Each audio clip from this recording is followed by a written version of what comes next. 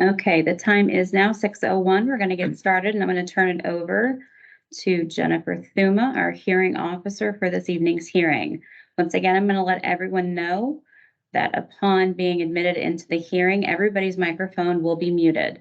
If you unmute your microphone during someone else's time when they're speaking or when the hearing officer is trying to get through the order of procedures for today's proceeding, I will be muting everybody. When it is your turn to speak, or if you have a question, you can unmute yourself at the time that questions are presented, usually at the end of going through the background information.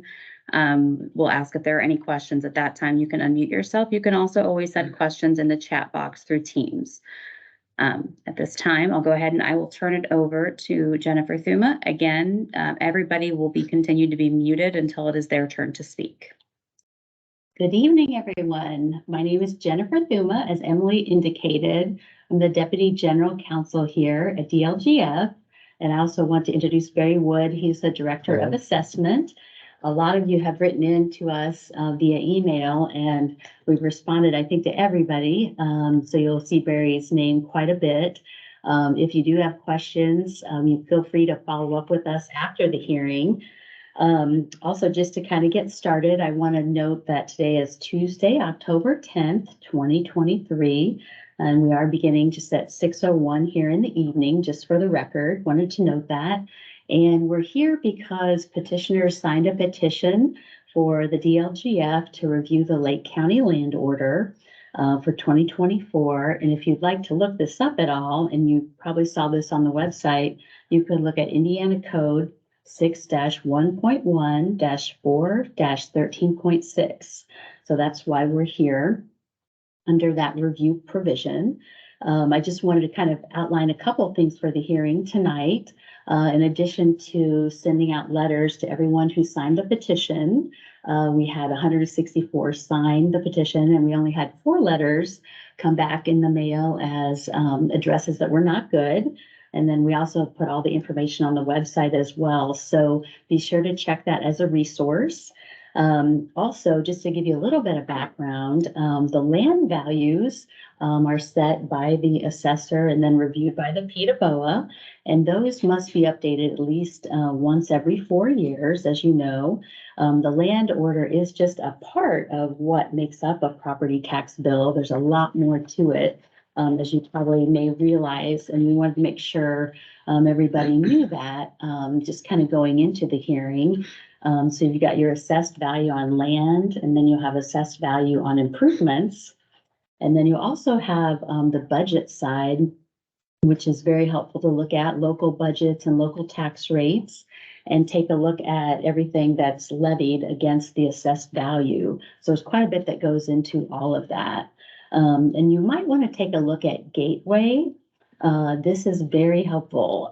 You can go into Gateway, that's a public website with lots of information about your local taxes, budgets, rates, all kinds of things like that. So you can take a look at Indiana Gateway, just type it into the search and you'll find it. And you can even look there to find how to calculate your tax bill.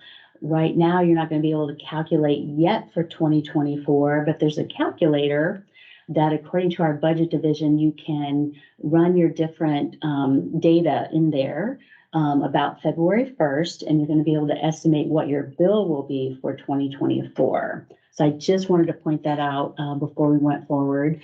The last thing I wanted to mention, just something to be helpful, is to make sure that you always file for your deductions. We had quite a few people write to us and say that they were elderly and low income, and we want to make sure you're aware of the over 65 deduction and circuit breaker. Those have income thresholds and assessed value thresholds, but those are deductions and circuit breaker you can apply for. So just wanted to point that out. You can find that on our website too. Okay, so tonight what we're going to do is we want to hear from everyone. 24 people registered to speak. And as you know from the guidelines on the website, we'd like you to speak for up to 5 minutes. We did put that time out there to make sure everyone has a chance to voice an opinion or anything that you think would be helpful for us. So, and I took everybody in the order that you registered to speak. So we'll just go ahead and get started. I'll just start with our first person who registered. And what I'll do is I'll call your name, and then if you could unmute yourself, and then just give us any remarks that you would like, focused on the Lake County Land Order. So first we have John Allen.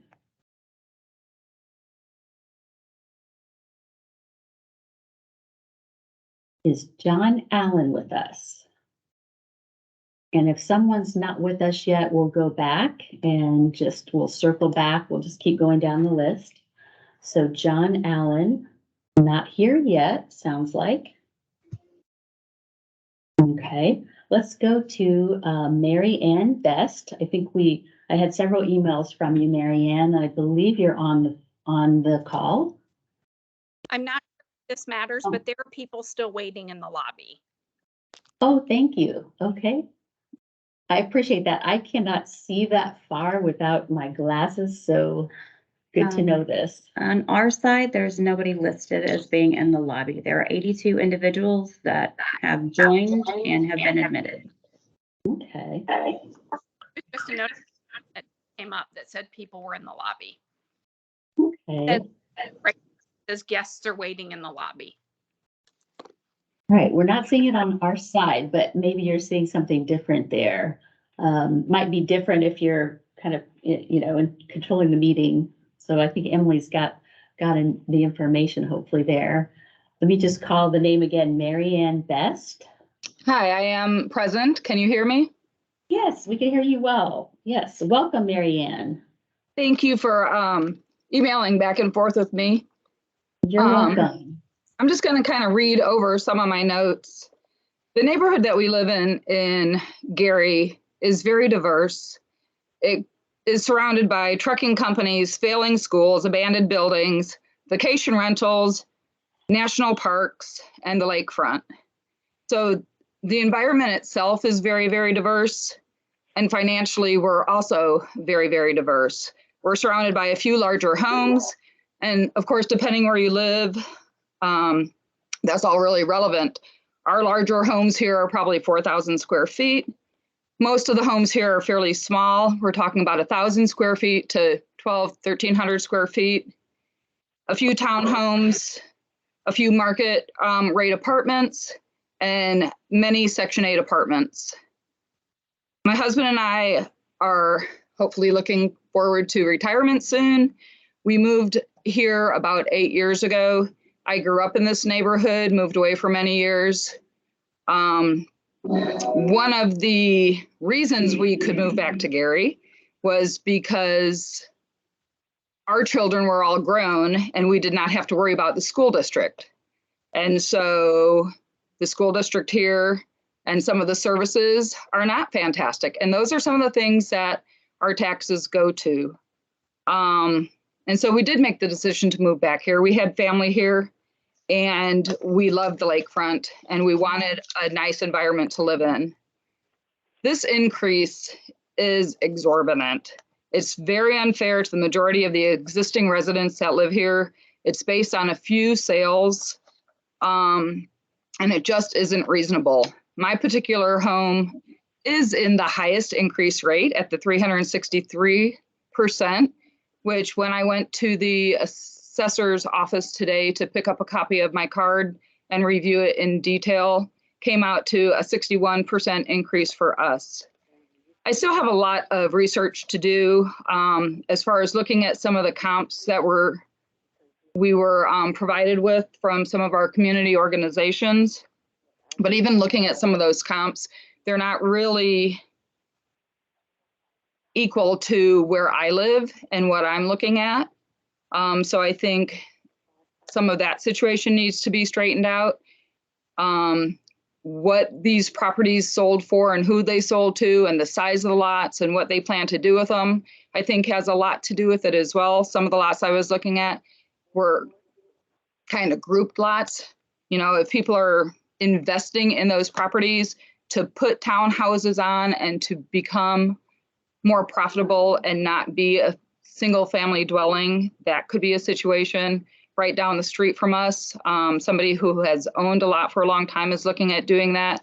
And that seems to be becoming something of interest to people because they see it as an income base, not a place to live and have a family and be in a neighborhood that is consistent. I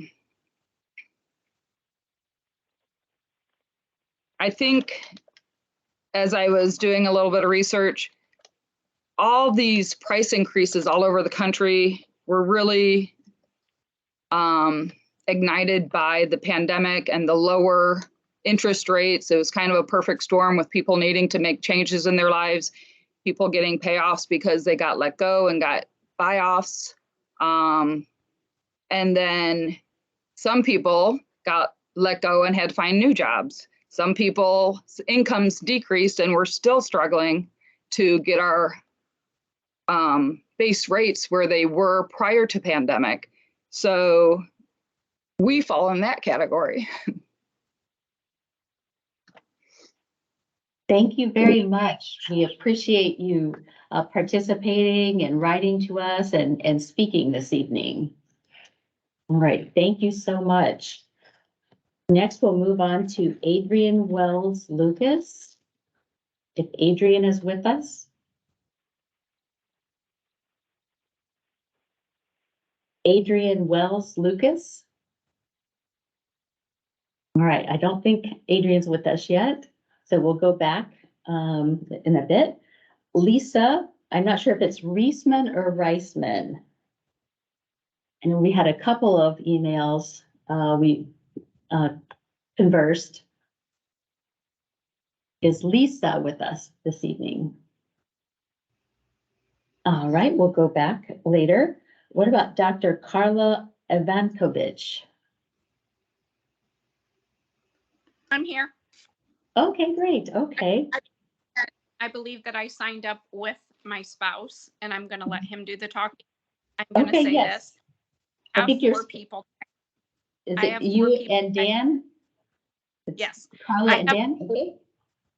Me. I have texting me right now that they cannot get into the meeting. All you. Okay. While we're working on that, if you'd like to go ahead, Dan, and speak. Sure. Hey, thank you very much for allowing me to talk. I know this is a issue that is really hitting home for a lot of people. In the situation with Carla and myself, you know, we came here looking for a kind of a kinder, gentler way of life. We work in the city of Chicago, and we made the decision to be here during COVID. And, you know, a lot of the situation that we have entered has radically transformed just from the standpoint that just the finances in the 2 years that we've been here, our taxes are 100%. And it's challenging in that we have a difficult time getting our arms around sort of the method of the madness when we are appraised at almost $200,000 less than what we are being assessed. Now, in the area around us, I understand there might have been a couple of properties that sold at a high rate, but there are lots that are sitting vacant from the time we arrived. And the challenges are that, you know, these are being based on a couple of different sales. And in many instances, these sales are happening to investors who are using these as either land banking or, you know, rentals. And that punishes us because our rates go up who live here all the time. Now, you know, in addition to, you know, leaving Chicago for a kinder, gentler way of life, we were hoping to escape the crime. And, you know, every night we are getting reports of robberies, break-ins, shootings right in our neighborhood. These highly taxed areas are subject to some horrific crimes on an almost daily basis. And that's not what we came here for. You know, as it was mentioned in the young lady who spoke earlier, I think the challenges of core infrastructure. Every time it rains, we have floods here. Every time there's too much moisture, we have electric outages almost daily. You know, we are dealing with a situation where the roads are like out of a third world country. We have no access. My son-in-law is a fireman, and he's very clearly assessed that if there was, God forbid, a problem with someone in this area who had a fire, a truck cannot get to us, and the hydrant is several hundred yards away. I mean, if we need infrastructure and money is going to core infrastructure, why is it that nothing is being improved? Where is that money going? If we're seeing the fruits of our taxes going elsewhere and not coming to us, I really don't understand how you can justify that. We have a grandson that lives with us. He can't go to any of the schools here. I mean, Gary, despite their funding, is traditionally a very, very poor school system. And have to take to a private school. And if we also look at downtown and further east, Ogden Dunes, Dune Acres, Beverly Shores, we are being taxed disproportionately higher than. And in the areas that we also researched, they are not being hit with this severe of an increase. I mean, there has to be a method to the madness. I'm not trying to not pay taxes, but I just don't feel there's a rationale or any kind of a sense that we are being fairly taxed for what we're receiving. And I think some people in our community are being harmed in ways that, are going to compromise their ability to continue living in Miller Beach. And that's not the kind of community we are. And I really, I urge you to revisit this process, because what's being done right now is a power grab, and the kind of money that is being requested is not proportional to the services and the situation that is being offered to the residents. I really urge the policymakers and the residents to continue revisiting this process to look for a just tax system, because what's happening right now is devastating to the community and people are unnecessarily being harmed. All right, thank you so much. We appreciate you participating tonight. We really appreciate your comments. I've taken good notes. So, all right, next we'd like to hear from Jennifer Henderson. If Jennifer's with us. Hi, I'm here. Can you hear Yes. me? Yes, Okay. we can hear you. Yes. Thank you very much for holding this meeting for us. Two people have already pretty much covered everything I was going to say regarding the pandemic. The temptation to seek additional revenue through taxation is a really sensitive issue and can have really negative effects on people, especially the poor and the elderly. And one of the reasons we moved here was for the diversity and the quirkiness of Miller and Gary as a whole. It's a wonderful place to live, but like everyone else has said, these taxes are so exorbitant. I don't understand how anyone even thought they could present this sort of increase. Like everyone said, we have terrible infrastructure here. We have very high crime. I don't know what this is all being based on. It makes me feel like nobody's actually come here in person. Somebody's looking at a map. I worry when the poor and the elderly are affected, because oftentimes in those groups are people who are hugely influential to the community in the sense that they volunteer. Oftentimes they're artists and they will give back a lot to the community, which makes a community fun. And that's important in a community. I fear that if taxes go up and the poor and the elderly are driven out, then who will come in to replace those? And I worry that our community will become very beige in the sense of every sense of that word, especially in the sense of boring. And I don't know, I'm not a good speaker. I just really worry about the poor people and the elderly people being forced to move. It's not fair. Thank you.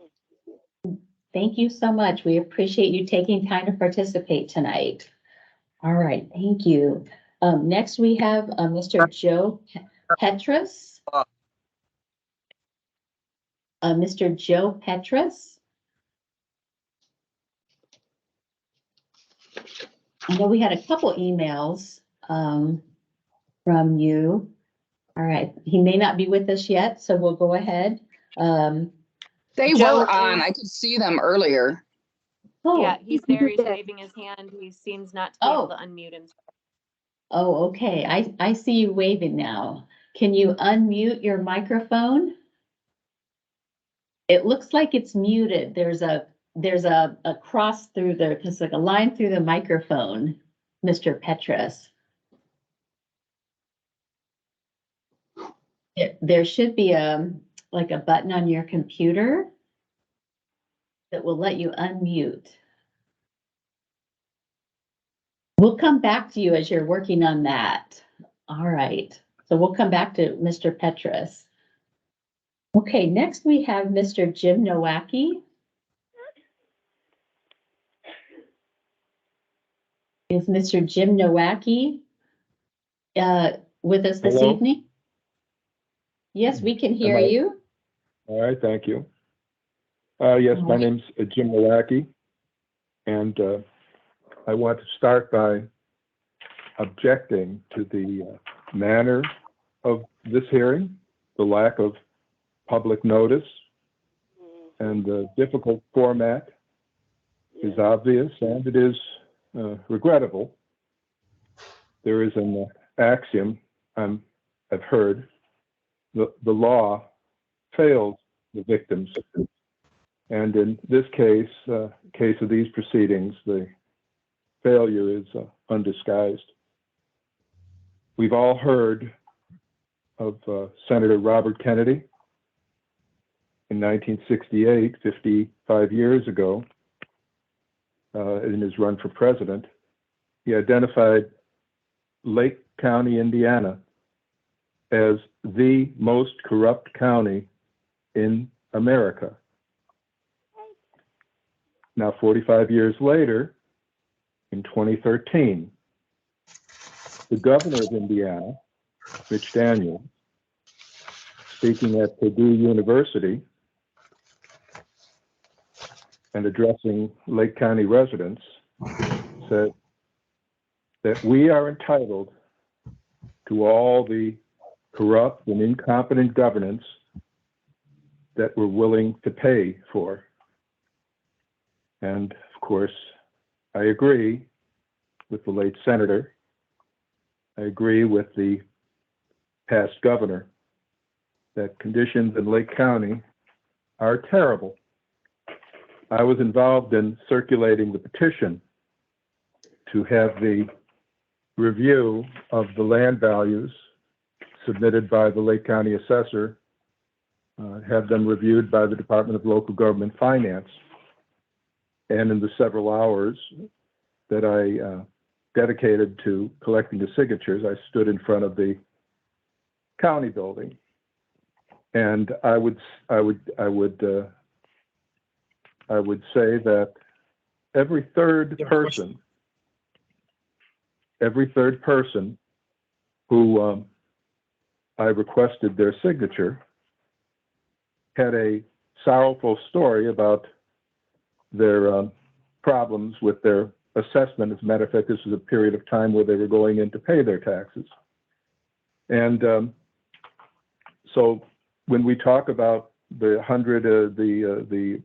number of signatures that were included in our petition, I promise you that had we spent more time getting signatures, we would have been able to have a lot more. And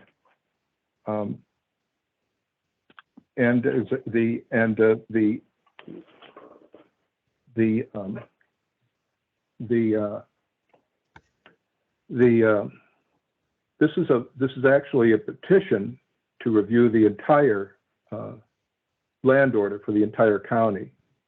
And I know we'll hear a lot from local people, as we should, because they are hit they're hit considerably harder than some neighborhoods. The real issue is going to be what the Department of Local Government Finance does as part of their review. We had filed a petition last year in 2022. And a hearing was held, and the evidence submitted, I would remind the department that only 3 members of the public were able to speak at that hearing because of the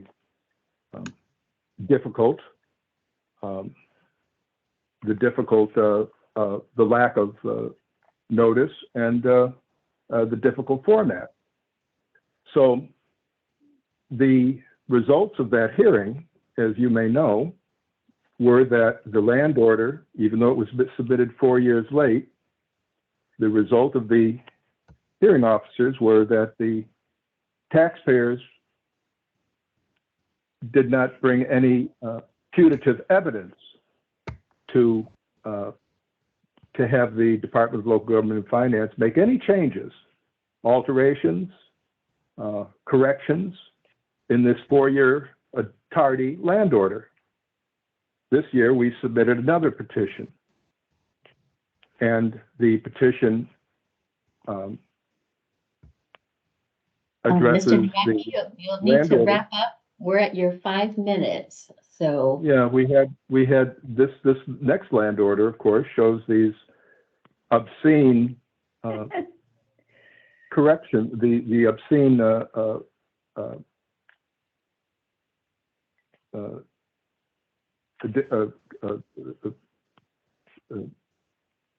assessed increases. Once again, it's not for the public to bring putative evidence. The evidence, in fact, is on its face. The last one was 4 years late. This one has these obscene, putative evidence of an excessive assessment. There are very few communities in the world that would stand for hundreds of percents of increases, up to 1,900% increases. So I'm going to object to this this shameful format and difficult format, and demand that the Department of Local Government and Finance review this and not hold the taxpayers to bring the evidence to you. You have a responsibility to the taxpayers to do your job. And I think I'm All right, we're finished. gonna have to wrap up. We've gone to 6 minutes, so we want to make sure we get to everybody. I think I would like to wrap it up. Thank you. All right, thank you. Thank you, Mr. Nowacki. Let's check back with Mr. Petrus. Have you had a chance to unmute the microphone? Do you know kind of how to do that or where? If you're able to unmute, we'll go ahead and let you speak there. We see you right in the middle of the screen, so. Okay, can you hear me now? Yes, great job. Okay. All right. Yes. And what I want to say is, one thing I'd like to say that's just come up, that if we can offer a way to give Mr. Nowacki more time, you know, he's partially responsible for this whole thing bubbling up and has some really good information. Give you a little different twist on what's going on and how this can affect senior citizens. I purchased my current home in 1975, right at the period that in this neighborhood and in the city of Gary was known as the Great White Flight. I mean, everybody was trying to leave Gary and the Miller neighborhood of Gary as quickly as they could. But being a young man full of enthusiasm and not worried about politics, you know, I purchased the home anyway. So now we flip through what happened to this home. I mean, it started out as a little 24 or 28 foot by 50 foot bungalow, you know, a little over 1,000 square feet. I just happened to be a carpenter at the time, a union carpenter, and of course, the house needed attention. So after 5 major remodels, I have finally built basically the home of my dreams, you know, very close to Lake Michigan, and the place that I want to retire in. So at the same time, I'm now 78 years old, and I recently just recently, a few months ago, finally let myself retire. So I spent 60 years in the marketplace, you know, busting my proverbial butt in order to build this place, in order to pay for it, in order to pay taxes all these years. And now what I'm faced with is fixed income. Now, fixed income for me is in a situation where my current status and my current tax are affordable. But if we end up with 100% increase, it may force me out. And if you force me out, you force me out with a couple of hundred other senior citizens in the similar situation. I had mentioned in the letter that I sent in that this community is full of volunteers. Last year alone, there were 10,000 volunteer hours put into this community through various people who work with the Friends of Marquette Park, the Garden Club, you know, the food banks, and the various other social clubs in the neighborhood. And what we do is we raise money to fund projects that wouldn't get done if we weren't there.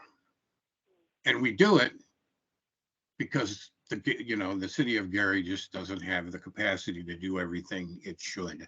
You know, if we took our tax dollar and marched down the lakefront to Dune Acres or Ogden Dunes, we would have far more services. If we went south into Hobart or into Maryville or to Crown Point, you know, we would have all the services that are expected in a modern city quite a few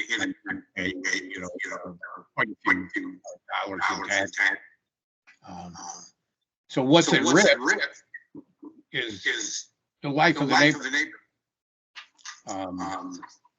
If we lose all these volunteers, all these senior citizens, it's going to go to hell in a handbasket, and it's going to be slow and painful and ugly. So there's no retail. There's no yeah. We talked about what we don't have here. We don't have Starbucks. We don't have Panera. We don't have an AutoZone. We don't even have a traffic circle in the whole city. We don't have a grocery store close. We don't even have a pharmacy. Yeah, no pharmacy, no major grocery stores. And yet we have the tax bills of a community that should have all of those things. So, we can't change the past, but at the same time, trying to foist a 300% increase on me is very non-productive. So thank you for the time. Thank you so much. We really appreciate you both writing to us and also taking time to be here to speak. We appreciate that. Hello, Yes. This is Carolyn. I'm on my phone. For some reason, I lost being in on the hearing on Zoom, but I would like to be able to speak, and I'm listening for my time, okay? Okay. Yes. All right, thank you very much. All right. Let's go back and see if John Allen is with us. John Allen is here. Okay, we called your name first, and you might not have been on yet, so we'd like to go ahead and give you the chance to speak for up to 5 minutes. Okay, I'll be brief as possible. I'm in objection to the land tax increase. I'm in objection to any property increase at this time. I first came to Gary in 1986. As a young man working here, I repaired pagers downtown here for some time. I left for a little while, and I come back in the 90s, and I started doing real estate here. I have a few rental properties. I live here, and also own a business here. One of my I can't follow up more on anything anyone else said without being redundant. But one of the things that is left, considering what everything all the other speakers have already touched upon, is that I concern myself with the revenue that's going to come in from the tax increase being misappropriated. I witnessed personally the misappropriation of tax dollars here locally all the time. I am or were recently involved in a dispute over a commercial building in which the value of the building appraised at only $325,000. And I watched the local municipality run up $268,000 in attorney bills that they had to pay for fighting or disputing over the building, not counting the tax dollars that went into the attorney fees for the opposed, only to wind up arguing more fees of the building and violating the civil rights of myself building prematurely after the court order to give it back. And this is not me trying to highlight that incident per se. It's just one of many incidents where I see the tax dollars are not wisely utilized. And this is probably part and parcel to why we may even need some sort of tax increase, especially, but not 300%. But we may need some sort of tax increase because of the rampant misappropriation of our existing tax revenue and tax base. With that being said, I'm going to be quiet and leave room for someone else to speak. And thank you for having me here tonight. Thank you so much, Mr. Allen. We appreciate you being here this evening. All right, we'll see if Adrian Wells Lucas has joined us. Is Adrian with us? All right, we'll go ahead and move on to Mr. Andrew Young.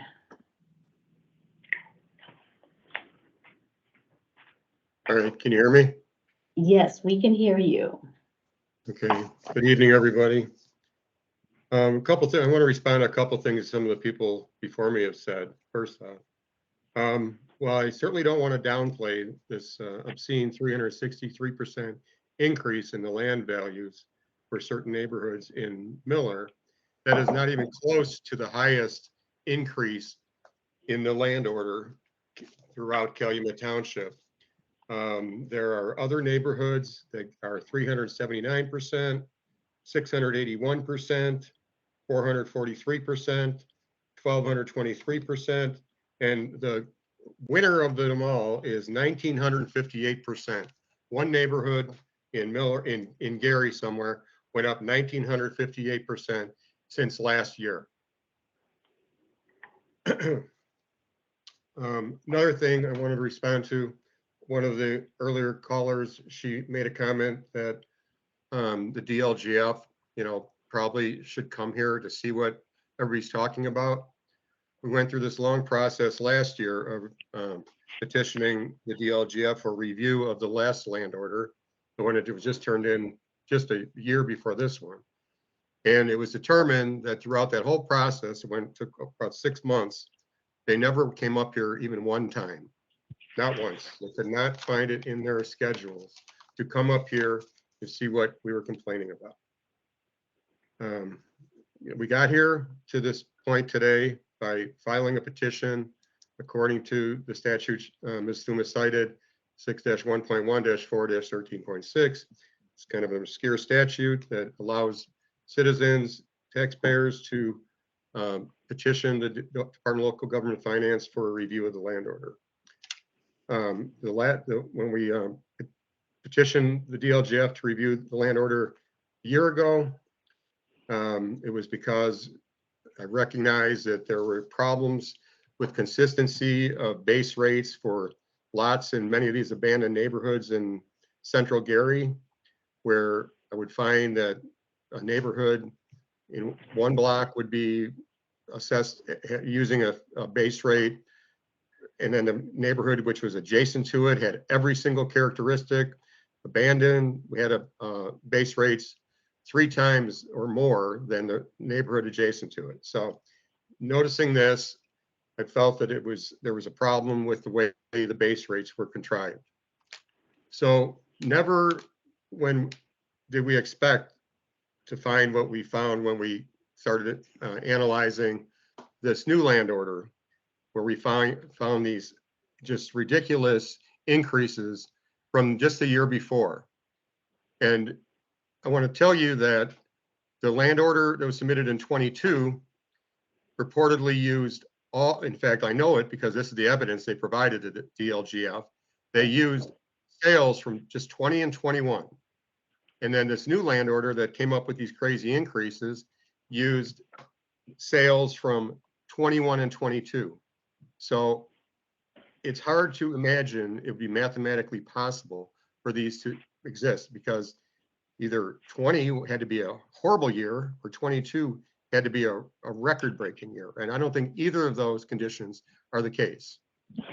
We just did things wrong. As Mr. Nowacki said, this land order, the last land order was submitted 4 years late. So they rushed this one together, trying to make the deadline. Even so, they were still a year late. So then we go to this ratio study, and it tells us how many sales they analyzed to come up with these numbers.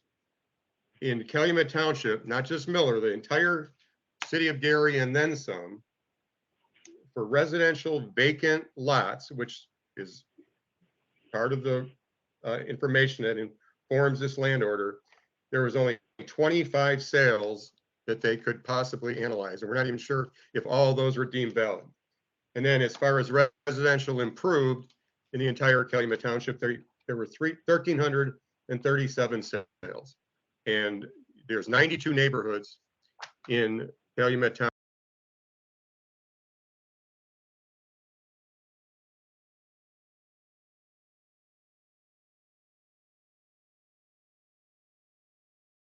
Young, I think you've muted your microphone. How long ago did I do that? How long ago did I do that? You were going over the vacant land numbers. Oh, the ratio studies and the ratio studies? Okay, Yes. well, yeah, the vacant land, according to the documents that were submitted, the ratio study only used 25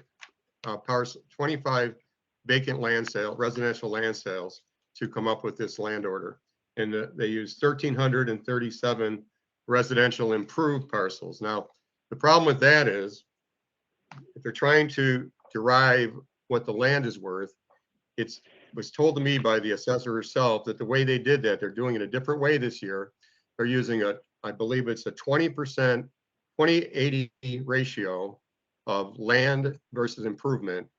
So they're just pull that rule of thumb out of thin air, I guess, and they're trying to extrapolate that over everybody's assessment. So that's why when we had the public meeting at the library a week ago, the assessor tried to sugarcoat this 363% increase, which apparently is the rate which hits a lot of people in Miller, that it was only, and I say that facetiously, it represent a 66% increase in their overall tax assessment. You know, you're about a minute over. You're at 6 minutes. I'm over. Well, if I'm over, I'm over, and I'll stop. I just urge everybody that's on the call, if they don't get to talk, write letters. Written testimony is just as good as oral testimony. Okay. Thank you. Thank you, Mr. Young. Now we have Carolyn McCready. Okay, can you hear me? Yes, we can hear you well. Oh, okay, great. Okay, my name is Carolyn McCready, and I live in Gary. I'm a retired high school English teacher. I came to Gary in 1974 when many whites were leaving the city. White flight had a devastating effect on Gary, as property values, already historically low in Black Gary, plummeted citywide, escalated by redlining, by banks, and supported by real estate companies and insurance agents. Gary is now facing a double crisis, the first having to do with historically low valuations, which caused homeowner sales by people out of Chicago to buy all over the city, thus increasing valuations of previously devalued property, and two, the current land assessment that would reflect the changes in the market values of most legacy Gary homeowners. From the historic devaluation to the escalation of devaluation in the 1960s and 70s, Gary homeowners were at the mercy of forces outside their control. Now comes this assessment that will cause further economic distress to many on fixed incomes who cannot afford additional taxes in order to stay in their homes. I'm saying that Gary's legacy homeowners are owed more than a new tax bill whose creation rested in the hands of banks and real estate companies and the state of Indiana. They are instead owed a tax freeze for homeowners and renters over 65. In addition, and for all others, any new increases in taxes in Gary should be added incrementally by a formula that will not cause mass disruption in the community. And I'd like to add also that this issue of looking at everything through the market is so anti-people. It's just amazing how a whole state can be run on this basis.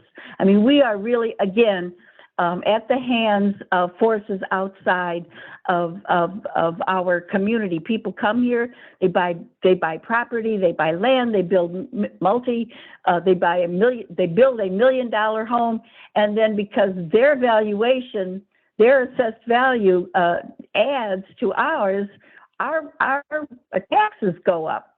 That is unfair, especially since they came here in order to get something that has been historically devalued. So I think that the state of Indiana, I know that there are going to be tax increases, but I think that Lake County, and particularly Gary, with this history of redlining and devaluation of our city's properties, everything that we have endured in this city should be looked at historically so that this community, and especially the legacy homeowners who continue to live here, are treated fairly and not forced out of their homes through gentrification. And thank you very much. Thank you so much. We appreciate you being here and sharing your thoughts. Thank you so much. Mm-hmm. Next, we want to hear from Susan Howell. If Susan is with us. Susan Howell. Mike. Hi, can you hear me? Yes, we can. Susan is going to be here in 10 minutes. If you want, I can have her speak through my phone, or you can wait 10 minutes and call her back. All right. Well, what we can do is we can move on to the next speaker, and then when she's there and able to speak, we can come back to you. Thank you very much for considering. You're welcome. All right. We'll move on to Ken Davidson. If Mr. Davidson is here.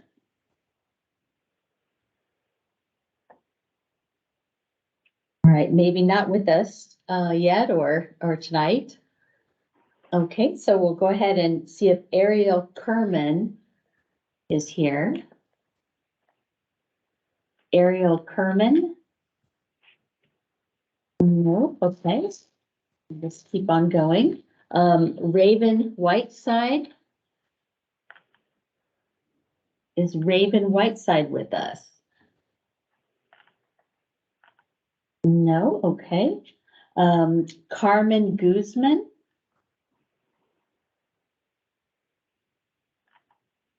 Is Carmen with us? Carmen Guzman? All right. What about John Arona? I know we had several emails back and forth. Confirming. Hello, I'm here.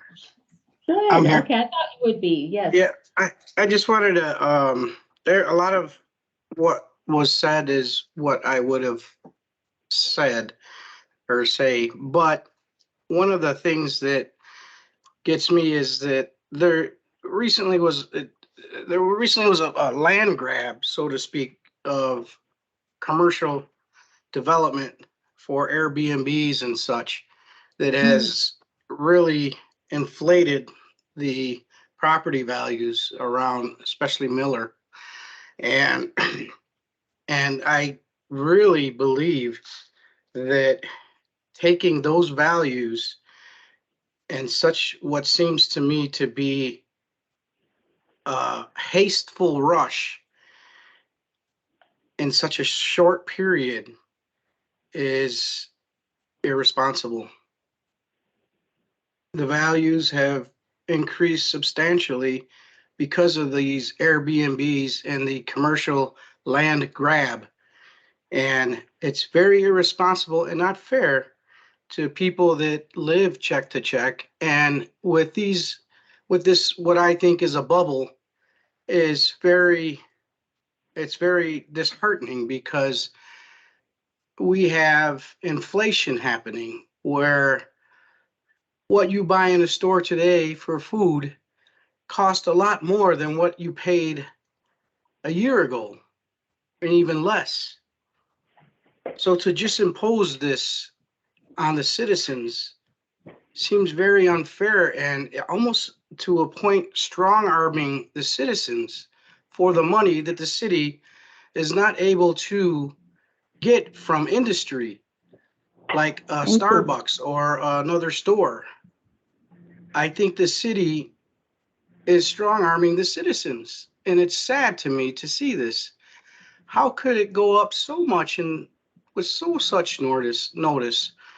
And what kind of research was done? How long was this research done? Was it done overnight, a month, a year?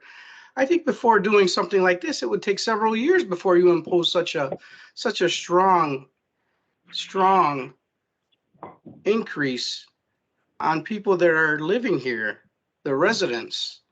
Commercial properties, to me, is different. You know, I respect people that invest in property, that's different. But for the residential people, the people that live here and live check to check like myself, it's just sad. And it's almost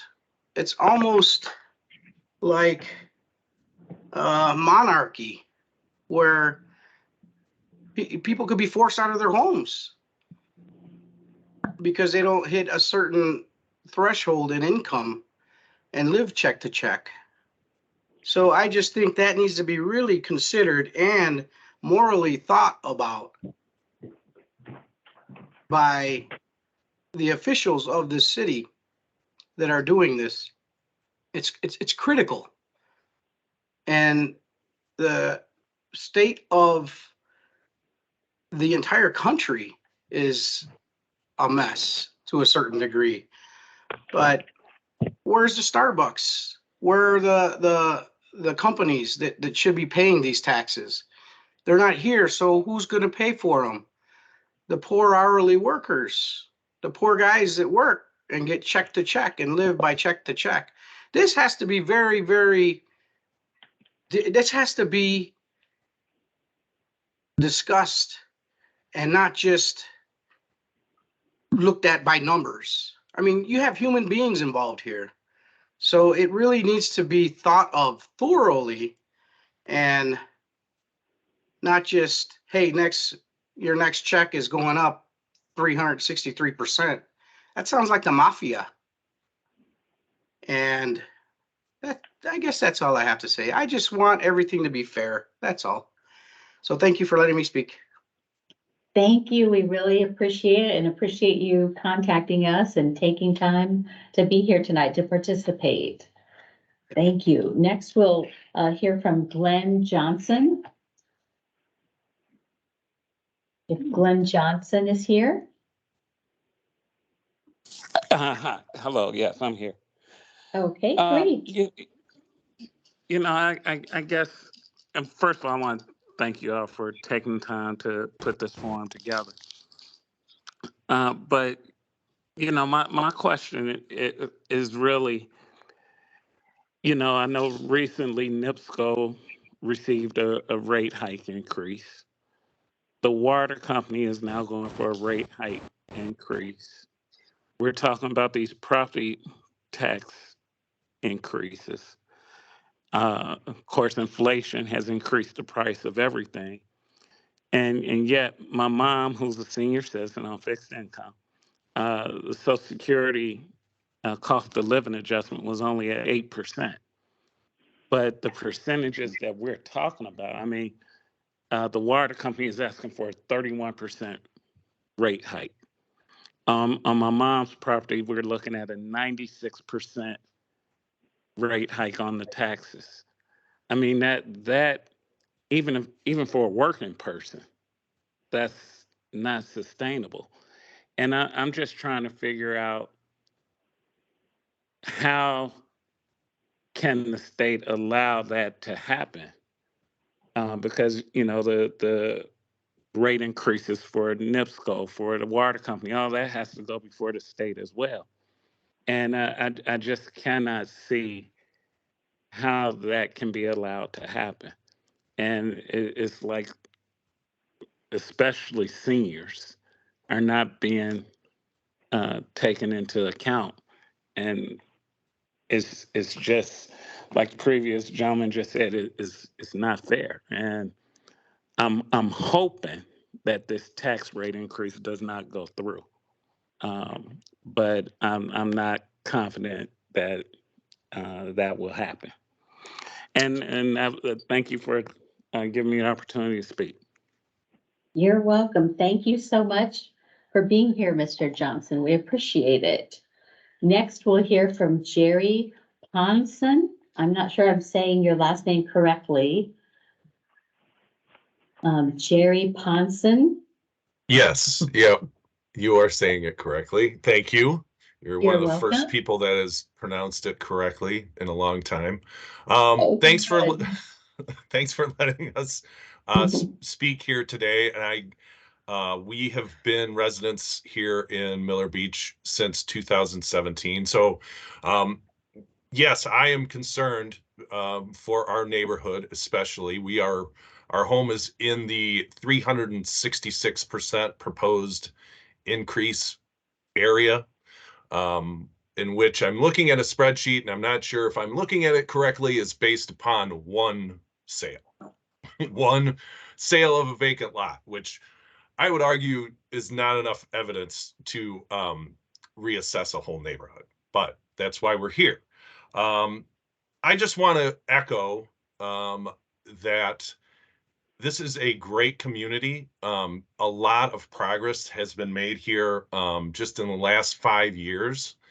And there has also been a lot of naked speculation as far as Airbnbs that has artificially raised some of the property values here by a lot, I would argue.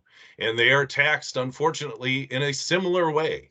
And they have an effect on the taxes for everybody else in the neighborhood.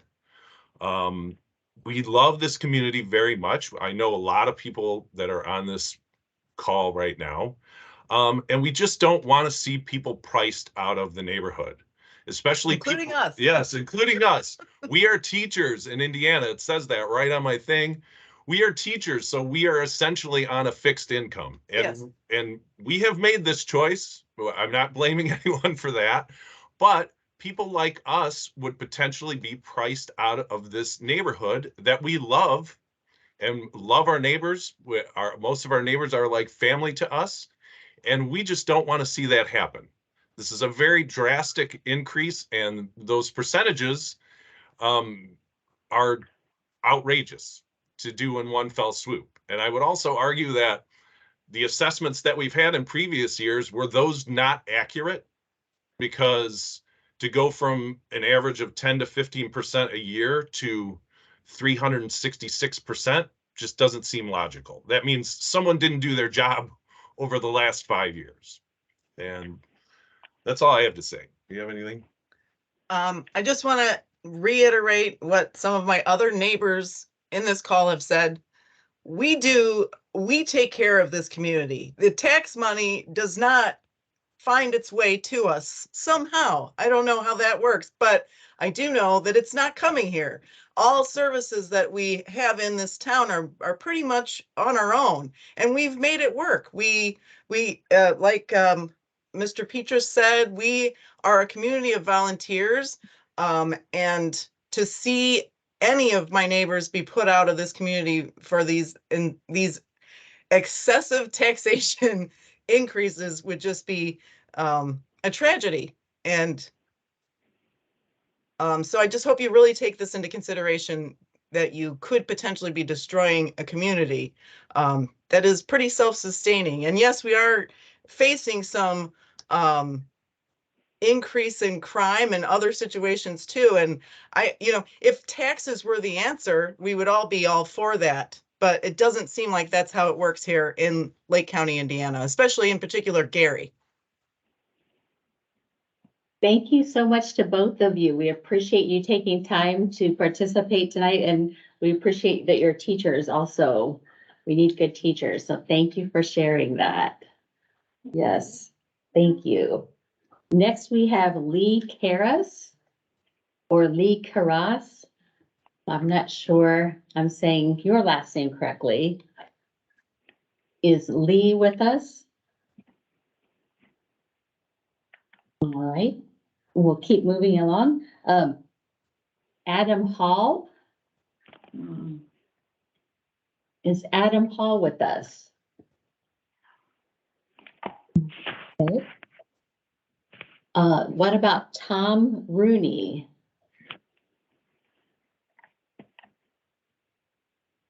Is Mr. Rooney here? Okay.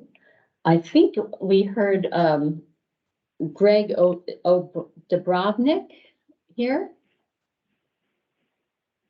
Greg Yes, Greg Drobinek. yes. Greg O'Drobanek. Drobinek. Okay, there we go. I was trying. Right. Okay. Thank you. Thank you for being with us. You're welcome. Okay. Well, a lot of good points have been brought up here. Let's reset my stopwatch. Okay. I'm on the air. All right. I am a senior over 70 on a fixed income in Miller Beach, property neighborhood 2513. I've been here for 30 years and I've seen a lot of changes and a lot of amazing things happen within the community. There is a lot of volunteering work on, a lot of caring, and a lot of camaraderie, and things are being built daily in terms of, excuse me, in terms of things moving forward for the betterment of the people as the people. However, this land assessment is not for the people at all. It just is a thing designed to drive in a wedge to destroy all good things that are happening in that regard. My house is about 1,200 square feet. Since 2018, my taxes have increased to average about 15% per year, which is a bit high. It shouldn't be, in my estimation, more than 5%. And this is before this exorbitant proposal for changing the land front footage rates. My house has gone up about 9.8% per year in assessment, but the land up until now has been very slow and stable in terms of its assessment. And I realize it might be a little bit low, but not to the extent that you're asking. Just to elaborate a little bit on the fixed income aspect of things, if you're living on Social Security, the average benefit is about $1,700 a month. But let's assume that you've got health insurance of around $300. I know people pay a lot more than that. Utilities, $280, insurance, house and car, close to $300, food, $600 a month. So you're talking about $1,470 a month for basic necessities and protection for your house and for your family. Okay, you subtract that from 1,702. What do you got left? About $230. My tax bill last year, or for this year rather, works out to $243 a month. Guess what? That leaves, assuming that I have the benefit that I described earlier, leaves me with a net loss of $11 a month. Not a lot, but we haven't taken into consideration other things that need to be taken care of, like fuel for the car, maintenance on the car, new tires. Eventually you're going to have to get a new car. New cars are what, 60, 70 grand now? Who can afford that? So I called the people in Crown Point today, and they ran it through their tax calculator based on the 2000 front footage rate for my neighborhood. Guess what? Turned out to be a 40% increase over what I paid this year. 40%. How can you do that? How can I pay this? A 40% increase? I'm going to be I'll just say probably another $120 a month in the hole on that, based on what I gave you for the calculation of a budget. You can't do that because seniors do not have the flexibility of people that are working, and even people that are working, given the current situation in this state of ours, in the union itself, God knows what's going to happen next. And another thing, what about young families? There's a young family just right next to my lot. We have both the same frontage. He's going to be assessed the same way. He's got the same rate. He's got the same factor. So his taxation for land, his valuation of land is going to be $98K, which is within 10 grand of the valuation of his house. I mean, what are these wonderful people gonna do? I mean, really, it's you're destroying them. You really are destroying them. I mean, it seems to me this is all driven by greed and gentrification. Who are you beholden? Us or some silent, behind the scenes bunch of developers? I'd like to know that. I'd like to know what prompted this increase. As I said, in my neighborhood, it's supposed to be 2,000. Is what it was 432. Everybody says, okay, that's an increase of 363%. Actually, let's look at it a different way. It's really a factor of 4.6 times what it used to be. That's outrageous, exorbitant, and arbitrary and capricious. People have already addressed the issue of how this is calculated, which is also bogus. If you haven't come through to be in our neighborhood, give me a ring, send me an email when you're up here. We'll go have dinner, lunch somewhere, and I'll show you around. Okay. Also, equivalent land base rates in Ogden Dunes and Dune Acres. I know it's a different county, but what's it really the difference between our county and Porter County? What is it? What's so different? They're All right, paid we're at 6 minutes. Okay, I'm going to wrap it up. Their rates for equivalent where my property would be is about half what you're asking for now. Why? That makes no sense. And why can't you phase in this land increment over 6 or 7 years?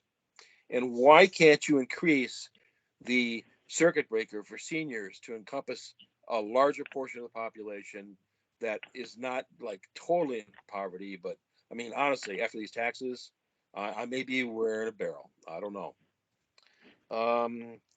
Remember, people are human, not numbers.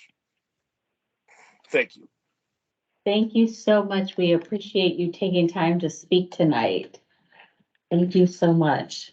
We'll move on to Mary Ann Sumner. No, Mary Ann is here. Mary Ann Sumner. Okay. Let's see, is Jessica Renslow here? Hi there, can you hear me? Yes, we can hear you well. Okay, let me set my Welcome. timer. I'm speaking on behalf of the 2515 code, which is Forest Avenue off of Lake Street in Gary, Indiana. I am a fifth generation Garyite. I lived all over the world, taught in Europe, taught in Japan, worked for international governments. Then I worked in the Hollywood studio system. I very consciously chose to move home in 2015. And then I was encouraged by our local banks to buy here because it was a huge need in our community to have full-time residents, young residents, people who were willing to raise children here. Since then, I have had a family, I've gotten married, and I just don't understand what has changed so much between 2015 to 2020 that someone like me may be priced out of my neighborhood. My street has not changed. We still have several abandoned homes that are boarded up. We still are bordered by derelict apartments that need some major TLC and need some landlords held accountable. It's not the tenants, it's the owners. We have had one lot, kitty corner from me, sold, that was on the market for 3 years, mind you, only very recently sold for a second home build. Those people there, no shade to them, but they come to the neighborhood about 4 times a year. I don't think they buy their groceries at the Miller K. I don't think they shop on Lake Street. I don't see them there. And guess what? Everybody knows me in my neighborhood. I'm the community organizer. So if we are saying that people like me, people like my family, are not worth as much as a second home, I take a real personal issue with that. I have lived in neighborhoods that have been gentrified. I chose to come back here for a reason, to stop stuff like this. If we don't want legacy residents to be able to live here, my closest neighbors are a retired nurse and a teacher. If these folks aren't going to be able to live here, how on earth are we going to be a sustainable neighborhood? If I can't convince other young people to come here, how are we going to ever get our schools back? I'm a product of Gary's schools. I have a master's degree. I have an undergraduate degree. The average person in my neighborhood does not have that. We only have a 24% college educated group. The average median income for a 2-parent household is $41,000. The average median single income is $25,000. We only have 24% of our parents who are married. We have a lot of single parents here, and over 50% of them are below the poverty line. So if we are saying that these people should have 126% raise their taxes, I just don't understand how that's conscionable. I would love to have someone explain it to me. The other thing is I really couldn't find online anywhere, our largest lakefront landowner, what's their percentage rate? When was the last time they were assessed?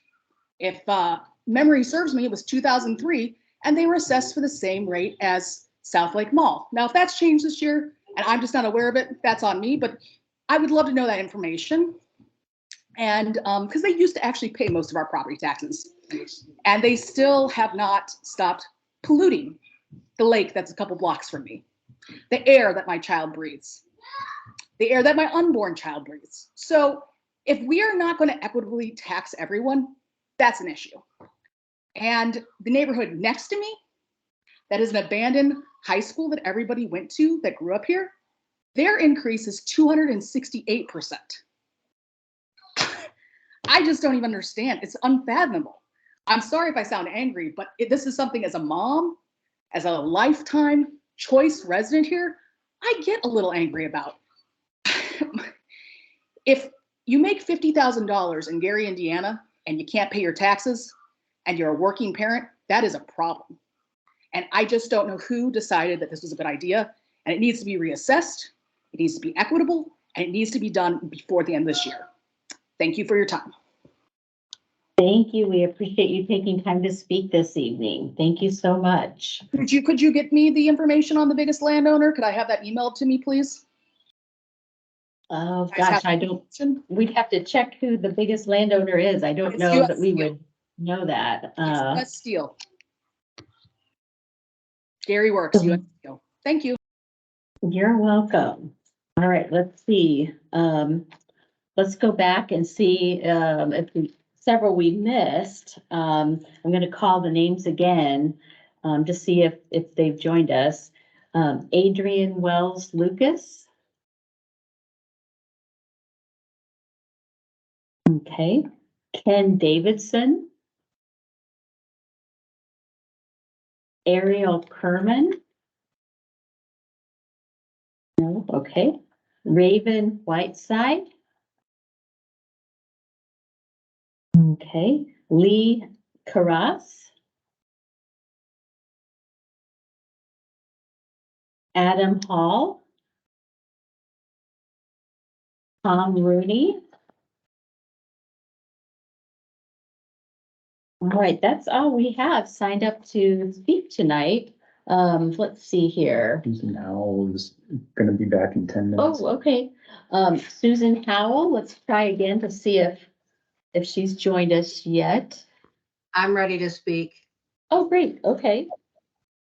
All right. So- Yes, thank you.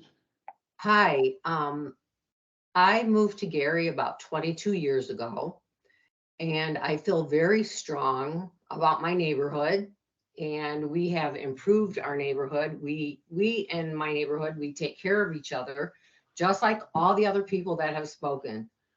I'm close to retirement, and if this possibly goes through, I've been a nurse for 34 years, and there is no way that I will be able to retire in my present home. I will be out. I don't know where these numbers came from, 95% to 366%. That is excessive taxation. And where is the fairness in all of this? This is very upsetting. Ogden Dunes, I was at a meeting yesterday and I was told that the property tax in Ogden Dunes lakefront is $3,700 and off the lake it's $1,300. Dune Acres lakefront is $5,400 and off lake is $1,260. Where is the fairness in this? I have abandoned houses on my street. I have no police services. We don't have a grocery store. We don't have anything for services in the city of Gary. I love it here. I want to remain here. I want to make the community stronger. And I don't see how that will be possible if this goes through. There will be no way that I will be able to live here. I'm not on a fixed income yet, but it's coming, hopefully. We had our taxes go up with the school referendum. I don't know why that happened. Everybody that I know voted no for the school referendum. These increases will cause a huge financial hardship for myself and my neighbors. We are a retirement community. Young families won't be able to live here. I think that's all I have, but I have a neighbor here who would also like to speak. I just have one thing to say. I think I can speak. I don't understand how anyone in this United States can raise their taxes this high. You can't tax people like this. It's like the guy said earlier, it's like a mafia. How can you raise anyone's taxes more than like 10% every 4 years? These people, this one gentleman said 1,900%. 1,900%? Who is gonna live here? Like, the US Steel Company pays like a 3% and they don't do shit. They pollute our lake. And I just feel very sorry for myself and my neighbors because they can't understand. I can't understand it. It makes no sense. That's all I have. Would you mind stating your name? Could you state your name so we could have that in the record? Sure, Bria Gilbert. Bria Gilbert? Okay. Okay. All right. That's everyone we have registered to speak this evening. Do you want to let Tanya and the assessor? Yes, that's everyone we have for the taxpayers that we have to speak. I was thinking about going back through one more time, but I think we've called the name several times, so. We do seem to have a hand up from Kylie Connors. Kylie Connors, go ahead, you have a hand up? Yes, I do. My name is Kimmy Connors. I do apologize. Just really quick, I know everyone's talking about the, elderly fixed incomes, which I totally understand that. I'm still a working individual. Me and my husband has been out here probably since 2005. We've gotten married. I've been with him for 13 years. We've expanded our house, we've brought more property or more value to our property. We're both working individuals.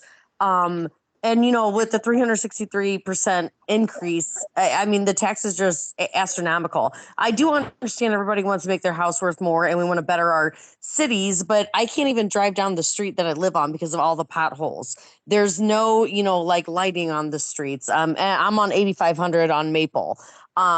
It's just really disconcerting because, you know, we try to do our best. All of us at Miller, I do believe, like the majority of people here work hard and play hard. And I know that's like a Indiana thing, but you know, I mean, we're proud to live right here in Gary. We're proud of it. We want to make it nice. And it's just unfortunate and it's really scary because not everyone will be able to, you know, afford to live here then. And, you know, just like I had mentioned, the seniors on fixed incomes, my husband's closer to retirement than I am, but I mean, that's still a huge concern. It seems like we're unfortunately might be on the verge of getting pushed out, even though we're not on fixed incomes. But I just wanted to put my opinion out there, you know, like that we're hard workers. We both make, you know, decent money where we're just red, you know, or blue collar workers, just like everybody else. And it's just unfortunate that this is even being proposed right now.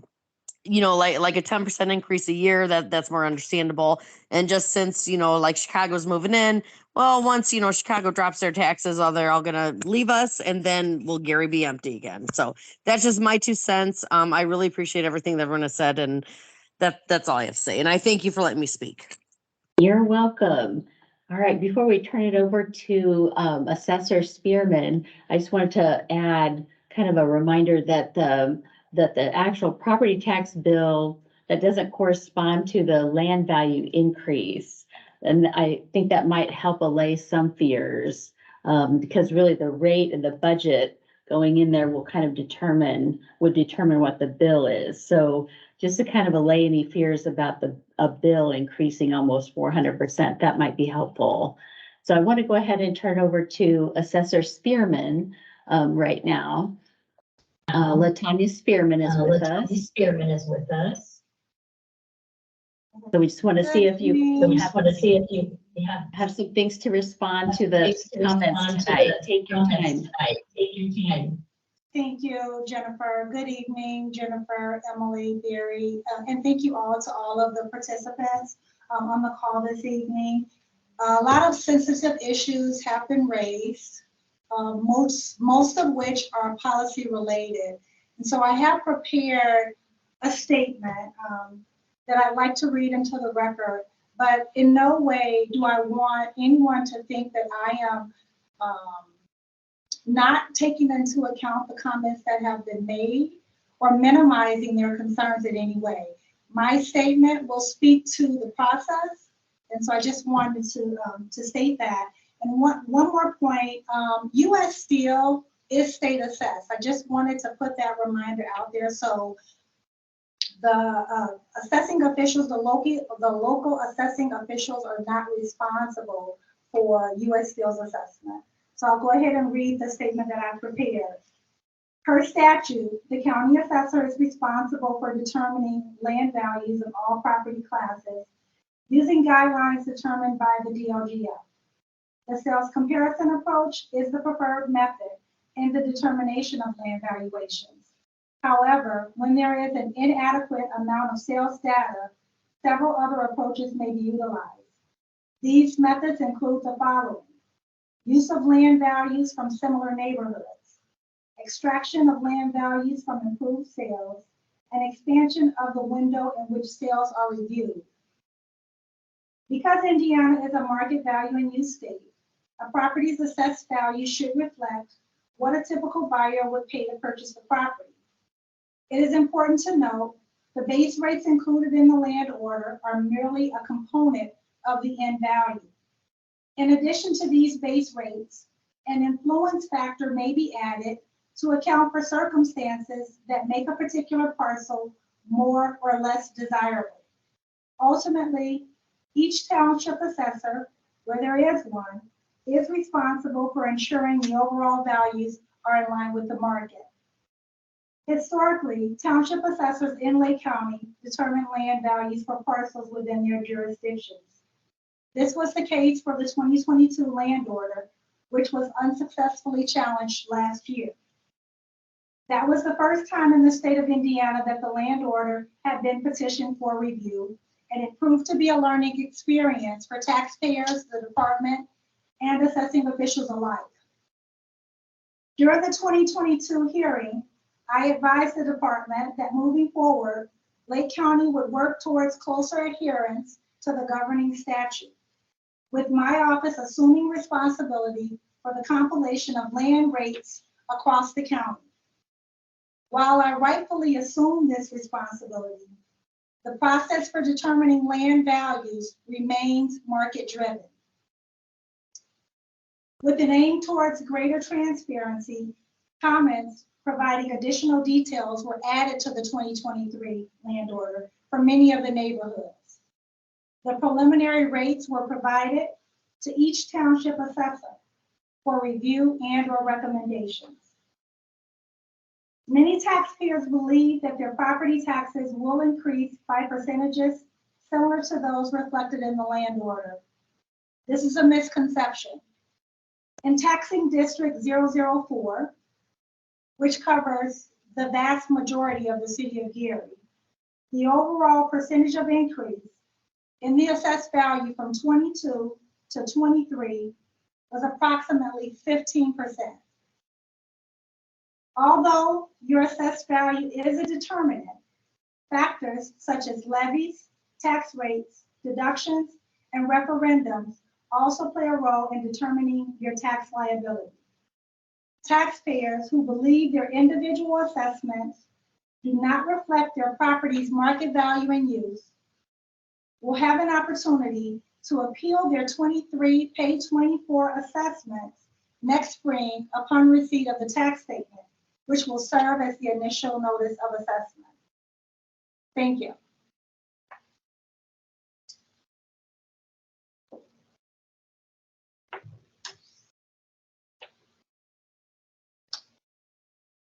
Jennifer, I believe you're muted. Oh, okay, thank you. Thanks for telling me that. Thanks for telling me that. Yeah. Would you like to add anything else, Assessor Spearman, or? No, I mean, as you all know, all of the information used to compile those base rates is available on your website. I encourage the individuals on the call today to reach out to their legislators, because as I said, all of what I've heard this evening is policy related. Thank you.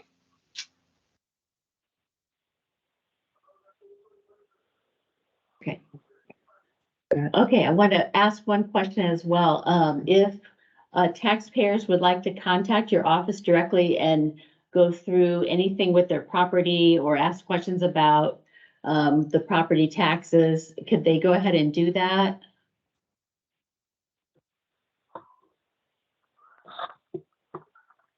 Yes, I was just asking Assessor Spearman. If taxpayers would like to reach out directly, could they do that? Call your office and ask questions about their specific properties? Absolutely, Jennifer. My team and I are always happy to help. We're more than happy to try to address any concerns and answer questions for anyone. I want to encourage that as well, because I think it helps to talk to the assessor about individual properties to kind of really understand the properties and the tax bills, looking at the details. So I encourage that. And we have a couple people with your hands up. I just wanted to give you a chance to speak. I think I saw Maria Giroud, I think, and I remember you sent us an email. Yes. I am Maria Barud. Can you hear me? Yes, we can hear you. Okay, maybe you can mute out because I'm getting an echo. I would like to say, as a taxpayer in Lake County, I called Ms. Spearman's office. I received my land valuation. I took it to the county in Crown Point, and I spoke with them, and my taxes increased 17%. And the woman down there said, don't bother appealing because you won't win an appeal. So all the solutions you're providing us here tonight, I've already been, told are not going to work.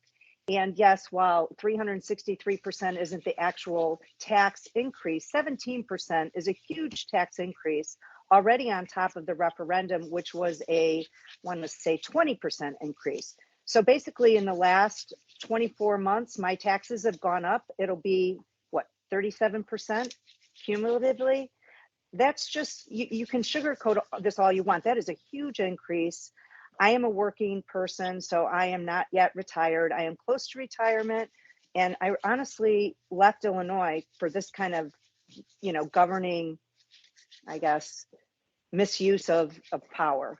So I just want to say that while you're trying to offer these solutions to people, I don't want to give them false hope, because I've already pursued some of the, solutions you're talking about. Thank you. Thank you. Jennifer? All right, and just to add something, I think I'm unmuted. Add something too, you can always appeal, and it goes from the local level to the PETA-BOA, which is a county board, and then you can appeal up to the Board of Tax Review at the state and even the tax court. So just want to make sure that information is out there as well. Okay, we've got a few other people who have gotten their hands raised. Assessor Spearman wants to close up. All right, Assessor Spearman? Yes, I just think that there needs to be a point of clarification. The last speaker mentioned visiting an office and then coming to the county office. I am the county assessor, so I'm not sure if she visited Calumet Township, which is the jurisdiction that the city of Gary falls under, but I am the county assessor. There is a local township assessor that is your Calumet Township assessor. And any appeals that are initiated for an individual would be initiated there at the township level. Although the city of Gary does not fall under my office's jurisdiction, again, we are always happy to help and to answer any questions that we can. All right, thank you, Assessor Spearman. We appreciate that. I did just want to take a couple more comments from people who did register and write to us to register. I think I see Rebecca White. I don't believe she's spoken, but I know she wrote to the department. So if you'd like to say a few things, Ms. White. Yeah, hi, Rebecca White. I did write, and thank you again for your feedback and your, I also just want to comment on how gracious and kind you're being during this whole call. I know everybody has a lot of emotions going on, and you are, I really appreciate how you're maintaining all of that. Thank you. But the one point that I feel that I brought up in my email to you that I don't feel has been brought up here yet is that any excessive taxation would also remove any disposable income our community has. As my previous Millerites have mentioned, that we then use in volunteer ways to pour money back into our community. So I don't know what the you're word gonna, is, if you the overly Latin tax word. us, it's gonna become a problem where we don't have the money to spend to do these community improvements that we've been doing. We won't have the money to spend on local business. If we don't personally continue our local business that tourism isn't gonna bring in, this whole double track project will become for nothing, for the simple fact that we won't have any local businesses that people would want to come here and see. We've got this great national park, but if you overtax us all and price us out of our own neighborhood, how will we ever keep doing what we've been doing to keep rebuilding this community, as we've been doing for the last 7.5 years that I've been here? And when I moved here, it was a war zone. There was, I mean, every other property was abandoned because of the previous excessive taxation that literally just ended in 2014. We've already done this. We have learned how this affects the people of Miller. And the people of Miller have rebounded, and new people have moved in and taken up where the others left off. And we've done our best to rebuild this community, but we can't do it all, and we can't keep doing it if we're going to be excessively taxed. And I personally like spending my disposable income right here where I live. And I try to do that often. And I think a lot of my friends and neighbors do the same. So I think that's a big consideration in addition to the limited incomes. These property taxes are just not sustainable. So thank you for your time and thank you for your courtesy. Thank you so much. We really appreciate your kind comments and taking time to participate tonight. And I think Assessor Spearman has a comment. Joe Benjamin's had his hand up. Let me go ahead though, and Assessor Spearman, I think you've got a comment maybe about something that was said. Yes, Jennifer, I just wanted to respond to a follow-up comment in the chat about US Steel, and the individual was asking whether or not we are responsible for the land assessments for them. The answer is no. We are not responsible for the land or the improvements for US Steel. However, they are assessed annually, just as everybody else is, only not by local assessing officials, it's by the department. All right. Thank you so much. Thanks for clarifying that. And the department does. Thank you, Assessor Spearman. Where can we find those rates? Can you drop the link in the chat, or can we have an email sent to us, everyone on this group? Because I just couldn't find it. And I'm pretty good at hunting things down on the state level. So I'd love to have that information, please. I'm sorry, which rates are you? For US Steel's assessment. I spoke to the previous assessor. A couple years ago about the county versus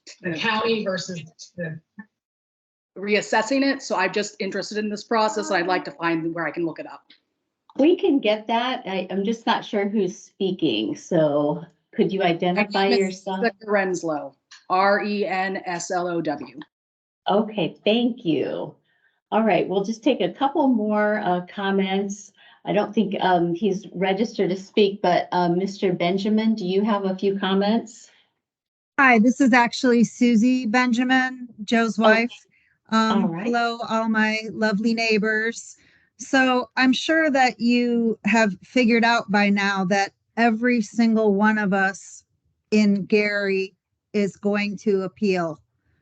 So what are your plans? Are you going to hire a gigantic staff to handle all of these appeals? What will the process be for delaying the payment while you're in the appeals process? According to what Maria said, the appeals process is kind of being pushed off and pushed in different directions. So we're going to need some serious clarification on that. And you're probably going to have to make some kind of a schedule on, like, here are the people on this block can appeal on this day. And, I mean, have you planned for that yet? Let me go ahead and answer that.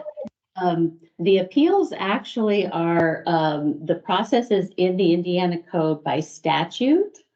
So you could even look on the Indiana Board of Tax Review website, and you'll be able to see procedures, at the local level on up to the tax court.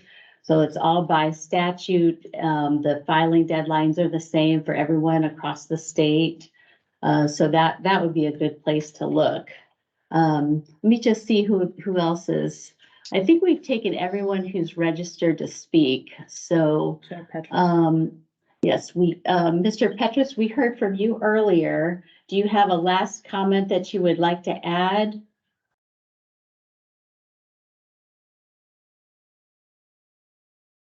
Okay. I think we've lost him, or his microphone's off or something. All right, we've heard from everyone who's registered this evening. And before we wrap up, I just want to tell you kind of the procedure going forward. So we have dedicated staff here who are there. They will review all the data that makes up the land order. They will look closely at all that. We're going to go back and review this hearing, everyone's comments. We will look at all the information that you've given to us, and you also can still send us information if you would like. And that's on our website if you don't remember, but you can send us anything in writing by October 24th at 5 p.m. Central Standard Time. And you could send that to hearings@dlgf.in.gov. And if you don't remember that from what I just said, you can go ahead and look at the Department of Local Government Finance website and see that there. And you're welcome to send any comments to that hearings email. We read every single email, and we'll respond back to you to let you know that we received it and have read it. So this is kind of how the process will go. And then we will also write a written decision. And in that, we will explain how we got to the final outcome of the decision. And that'll hopefully kind of put everything in perspective. And if you have any questions after that point, you can also, call or email us. We encourage that. So, with that, I want to go ahead and close and thank you, Barry. Do you have anything else you would like to add? No, thank you, but thank you, Jennifer, for conducting the hearing. Thank you, Emily, for manning or personing the computer and Yes, whatnot. the biggest challenge. But I would like to sincerely say thank you to all the citizens that have participated in this hearing process. And we don't take your participation lightly, so we do appreciate your time and effort. And thank you, Assessor Spearman, also for your time and your effort as well. And you remind me to add one more thing. I want to encourage you again to also look at Indiana Gateway, and that you can get to just online. I encourage you to look at that just as taxpayers, because I think it's good to be engaged and we appreciate you being engaged.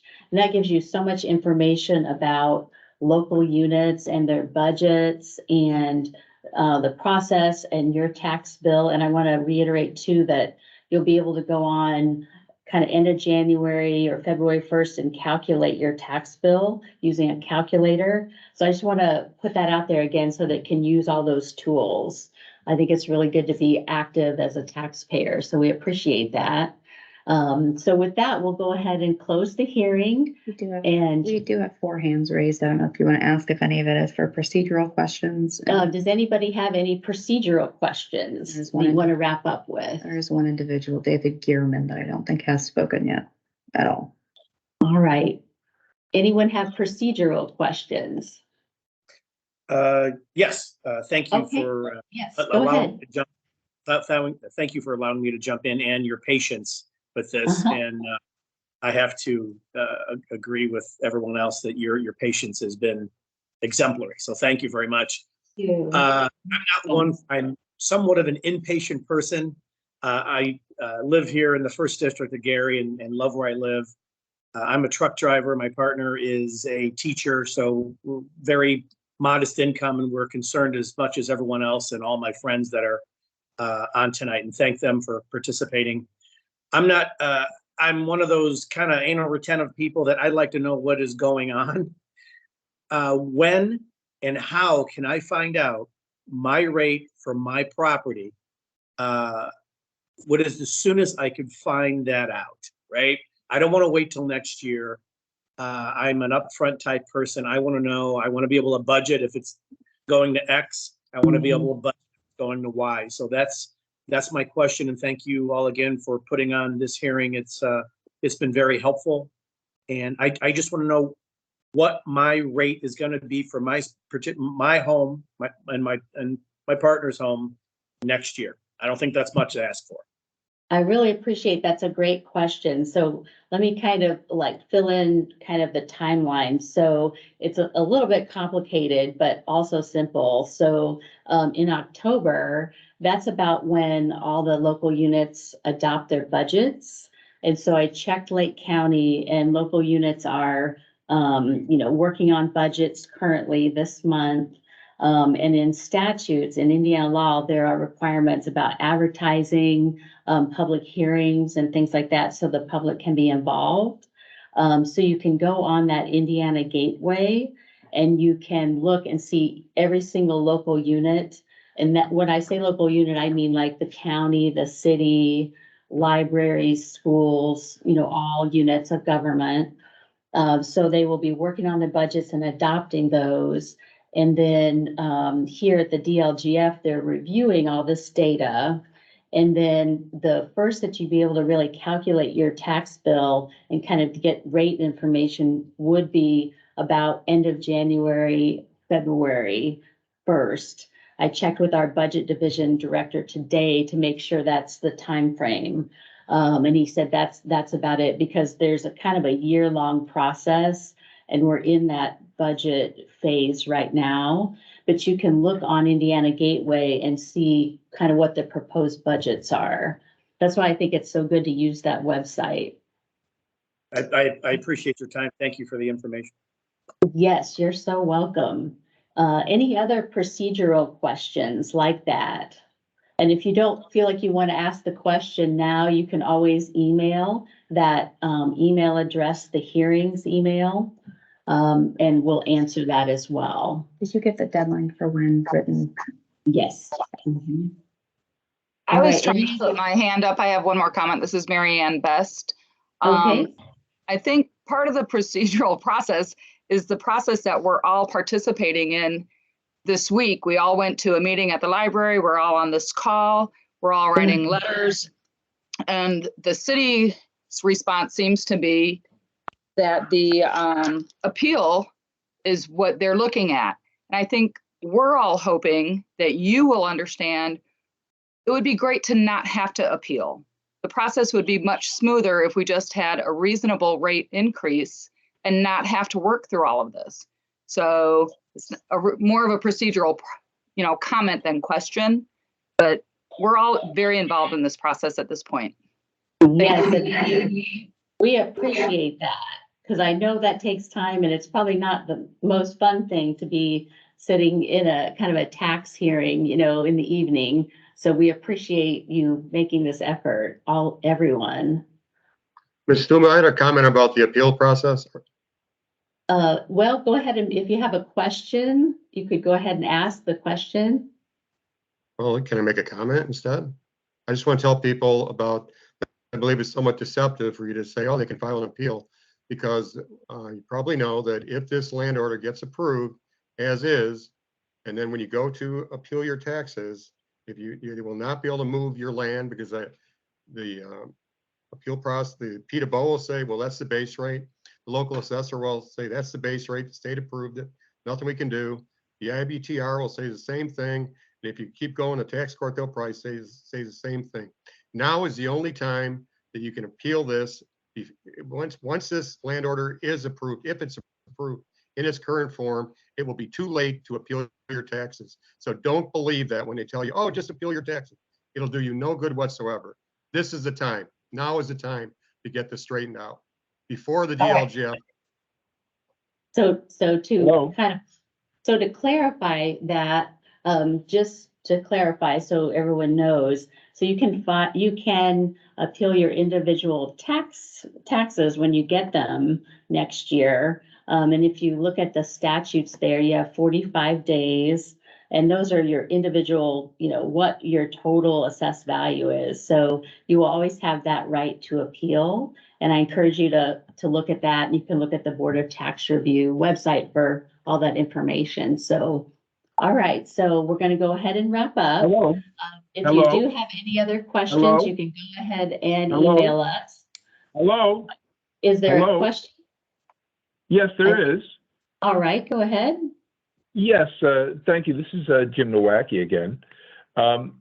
It might be a little embarrassing, but have you noticed that although this land order affects the entire county of Lake, that the only participants in this hearing have been residents of one small portion of the city of Gary? And do you think that this lends any credence to the criticism that this meeting was not widely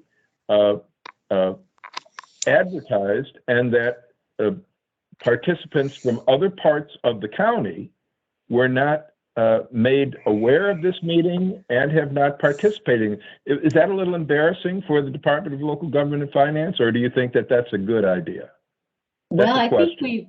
I think actually we've had a really great meeting here, and we've had letters go out to 164 people from all over the county who signed the petition. So we're really pleased with the outreach effort, and we're especially pleased with the But the only taxpayers. participants who were took from time to one join small us. area of Gary, Indiana. Does that please embarrass don't- you?